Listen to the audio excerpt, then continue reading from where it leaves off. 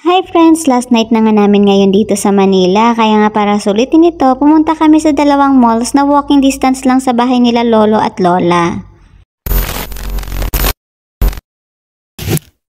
Pero sa point nga na to ay sumakay na lang kami ng tricycle para nga mas mabilis kaming makarating. Dahil nga patakip silim na rin nung kami ay umalis. Nandito na nga kami sa harap ng SM Aura pero mas inuna nga puntahan nila tatay at nanay ang market.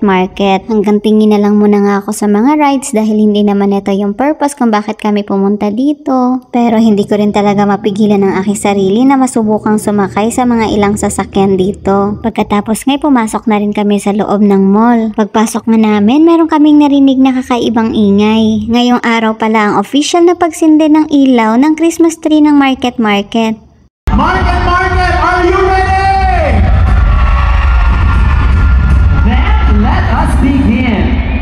This is the much awaited and most magical part of the evening. Market, are you all ready? Let's begin the countdown. 3, 2, 1.